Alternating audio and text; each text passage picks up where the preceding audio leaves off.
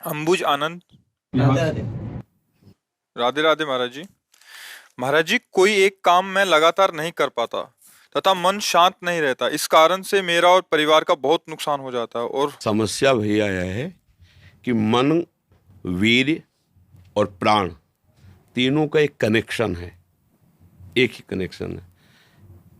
अगर हमारा वीर्य ब्रह्मचर्य ठीक है तो मन शांत और एकाग्र रहेगा और प्राण बलवान और सूक्ष्म रहेंगे। अगर वीर्य कमजोर हो गया तो मन चंचल अशांत और प्राण स्थूल और बलहीन हो जाएंगे। स्थूल, सूक्ष्म नहीं होंगे। अब हमको मेन पॉइंट पर सुधार करना है, चाहे गृहस्थ हो चाहे विरक्त। गृहस्थ के लिए भी एक संयम से बर्ताव करने के लिए कहा गया है, और अगर जब तक ब्याह नहीं हुआ तब तक तो और संयम से रहना ही चाहिए। अगर हम लोग वीर्य का महत्व समझने लगे, ब्रह्मचर्य का, तो हमारा जीवन काफी संकटों से निवृत्त हो सकता है। अध्यात्म शक्ति वीर्य से ही प्रकट होती है। जब हम ब्रह्मचर्य से रहते हैं, भजन करते हैं, मान लो गृहस्थी में है, भगवान कश्यप जी 10,000 वर्ष तक ब्रह्मचर्य रहे। फिर उन्होंने माता विनता के गर्भ में, जानते हो कौन पैदा हो? भगवान गरुण जी पैदा हुए। कितने बलशाली, भगवान के वाहन, पूरे विश्व ब्रह्मांड को अपने एक पंखे में रख के उड़ सकते हैं। 10,000 वर्ष भजन किया तो फिर गरुण जी पैदा हुए। अगर गृहस्थी में भी है, संयम से रहकर भजन करके, फिर तो बुद्धिमान, ज्ञानवान, बलवान बालक पैदा होगा। मुझे लगता है ब्रह्मचर्य की तरफ से हमारे समाज की दृष्टि हटती चली जा रही है। मनोरंजन के भाव में वो ब्रह्मचर्य, इसलिए हमारा मन अशांत। बोलो अब इस समय आप यौवन अवस्था में हो, इस समय तो उत्साह रग रग में रहता है, नहीं, चेतना रग रग में रहती है। हम नए बच्चों को देखते हैं उत्साहहीन, मतलब जैसे डिप्रेशन में हो। चेहरा देखकर ऐसा लगता है जैसे परेशान हो। क्यों परेशान है? क्योंकि आंतरिक जो शक्ति सपोर्ट करने वाली है नहीं। अब मन जिस विचार में फंसा देता है, बिना मतलब फंसाए, कोई भय नहीं, वो भय दे रहा है। कोई शोक का कारण नहीं, वो शोक दे रहा है, चिंता दे रहा है। किसी भी कार्य को करो, इतना संशय पैदा कर रहा है, पता नहीं काम सफल होगा कि नहीं सफल होगा, कहीं ऐसा तो नहीं हो जाएगा, कहीं ऐसा तो, वो अशांत रखता है। और जब ब्रह्मचर्य, ऐसा कैसे हो सकता है? बल है ना, अध्यात्म बल, शारीरिक बल की बात नहीं कहते।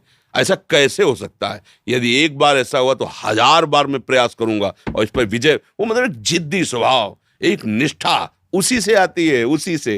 ये जो संत महात्मा बड़े बड़े कष्टों को रौंद करके वो मेन पावर है। और हम लोग उससे, प्राण हमारे स्थूल हो गए, वासनात्मक, मन हमारा चंचल अशांत हो गया। क्यों? क्योंकि हमारा ब्रह्मचर्य ठीक नहीं है। अब उस पर किसी की दृष्टि नहीं जाती। अब ब्रह्मचर्य कैसे ठीक हो? हमारा संग ठीक नहीं, हमारा भोजन ठीक नहीं, हमारा दृश्य ठीक नहीं, हमारा श्रवण ठीक नहीं, गंदी बातें देखें, गंदी बातें सुने, गंदा विचार आए, गंदी क्रियाएं करें, फिर ब्रह्मचर्य कैसे रहा जा सकता है? अगर सुधार करो तो अभी बहुत बढ़िया समय है, कोई ज्यादा अवस्था तो हो नहीं गई।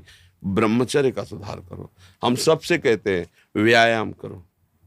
बिना शरीर को थकाए ब्रह्मचर्य को पचाया नहीं जा सकता। जैसे दंड बैठक, दौड़ भाग, व्यायाम किया, फिर आप भले गृहस्थ हो, फिर दिन भर कार्य करते रहो।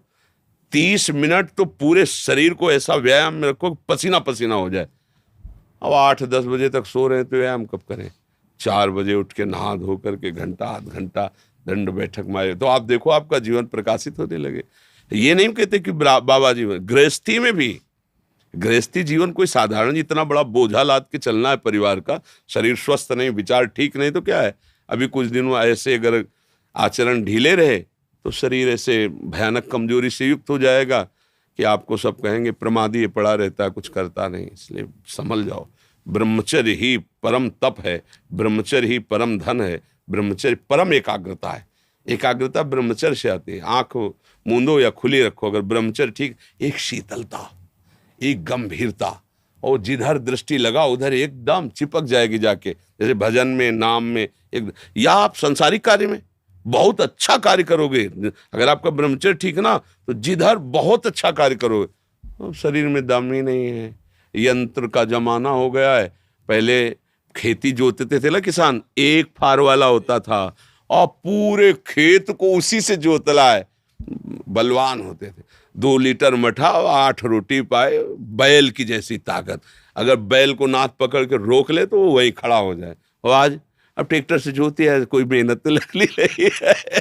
तो ये शरीर का हम लोग बहुत बुरी तरह से पतन कर रहे हैं। बड़ा कीमती शरीर है, हाँ, इसमें बहुत चेतना की आवश्यकता है। संसार में रहते हुए भगवान का सत्य का मार्ग चयन करके हमें भगवत प्राप्ति करनी। अरे कम से कम जितनी ऊंचाई पे आ गए उससे नीचे तो न जाए। सुअर कुत्ता तो न बनना पड़े, मनुष्य बन गए हैं तो ऊंचे चढ़े कि नीचे गिरे, पर यह ध्यान नहीं रहता। हम काम करने लगते हैं वही जहाँ नीचे गिरना है। अब दूसरे जीवों का मांस खाना, शराब पीना, जुआ खेलना, व्यभिचार, ये कहाँ ले जाएगा? एकदम नष्ट कर देगा। तो जवान बच्चे हो, सावधान रहो, खान पान ठीक रखो, सावधानी पूर्वक चलो, ठीक है।